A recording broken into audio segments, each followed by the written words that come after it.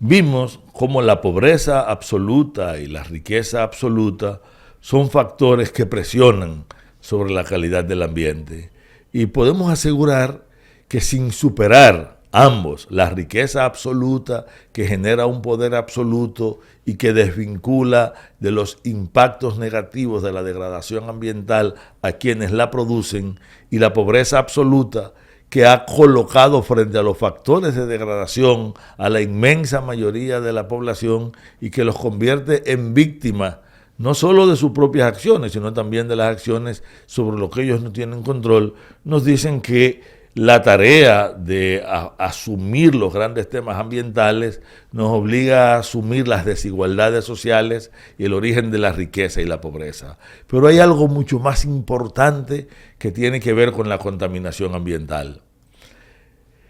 En el origen de la humanidad, los primeros grupos humanos transformaban la naturaleza para satisfacer sus necesidades. Y claro, toda transformación de la naturaleza genera a su vez factores que sirven para resolver necesidades y otros que las van a crear, porque es imposible transformar naturaleza sin generar desechos, sin provocar una pérdida de energía. Y eso que nosotros llamamos hoy degradación ambiental y que tiene muchísimas formas de verse, es un proceso que se vino acumulando en términos históricos, como se vinieron acumulando los bienes, no solamente los bienes que iban directamente a satisfacer necesidades, sino lo que terminaban produciéndose para generar otros bienes en la sociedad, terminaron también acumulándose de manera desigual, y la posesión de estos bienes y la posibilidad de tomar decisiones sobre ellos, o sea, la capacidad de decir quién tiene qué, quién se queda con qué, cómo se distribuyen y bajo cuáles normas, terminaron creando estos núcleos de poder articulados a la posesión de bienes. Consecuentemente, las sociedades llegó un momento en que el objeto mismo de producir no era satisfacer necesidades, sino poder expandir la cantidad de bienes expresado en su valor monetario en un momento dado, o ellos como capital, es decir, la expansión del capital pasó a ser el objeto primario, y para ellos no importaba la degradación que se generaba, porque ella también se externalizaba, se pasaba a la totalidad de la sociedad y se sobreconcentraba en lo más pobre. Es decir, partimos de una distribución profundamente desigual de los bienes y de los males que se generaban en la naturaleza. A estos bienes, que le hemos llamado riqueza y que le pusimos un nombre, la economía lo estudió, lo discutió, trabajó todas sus leyes, y todas las explicaciones de la historia y de la sociología están en función de cómo la humanidad se ha posesionado,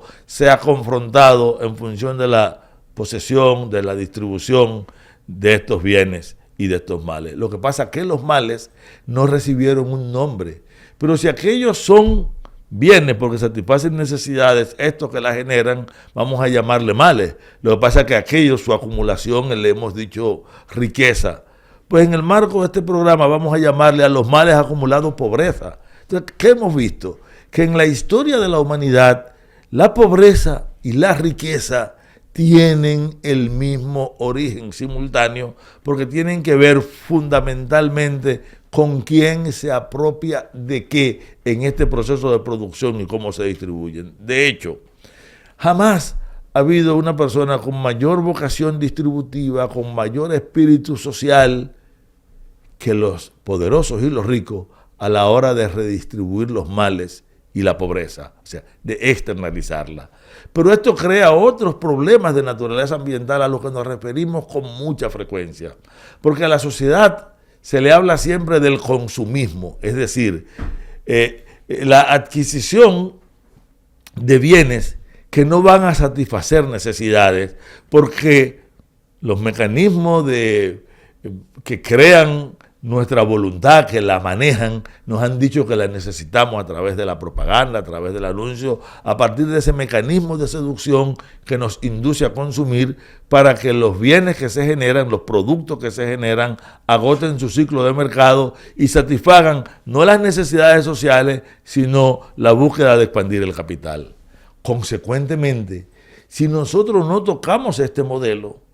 nosotros no podemos abordar uno de los problemas fundamentales del medio ambiente de la actualidad, que es el agotamiento de los recursos naturales, de las materias primas. Algunos de ellos agotamiento sin retorno, o cuyos retornos requerirían largos periodos de miles, tal vez de millones de años, como nos podemos referir al petróleo o a los minerales o a otros componentes, y cómo hemos alterado la velocidad y el ritmo en que ciclan los diversos componentes de la naturaleza. Por ejemplo, hemos acelerado algunas fases del ciclo del agua, las que van entre en el momento en que ella se condensa o precipita y el momento en que vuelve al mar, y mientras más corto es ese ciclo, menos aprovechable es esa agua, y el agua, que sería una bendición de la naturaleza, termina actuando casi como una maldición.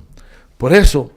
si queremos abordar a profundidad la solución de fondo de los grandes problemas ambientales, tenemos que tocar estos dos factores causales: la pobreza y las razones para las cuales producimos. ¿Quiere decir que es ilegítimo que se produzca para la expansión de capitales? No. Lo que es ilegítimo es que separemos los procesos de producción de su razón humanitaria primero, que era la satisfacción de necesidades. Es decir, la deshumanización de los procesos productivos que priman no la satisfacción de las necesidades de la gente, sino la expansión del capital, conducen a estas crisis periódicas donde incluso los procesos de sobreproducción, en vez de generar hipersatisfacción de necesidades, lo que terminan es creándolo. Y no es casual, no es una chepa, no es por pura casualidad que el incremento y la concentración de la riqueza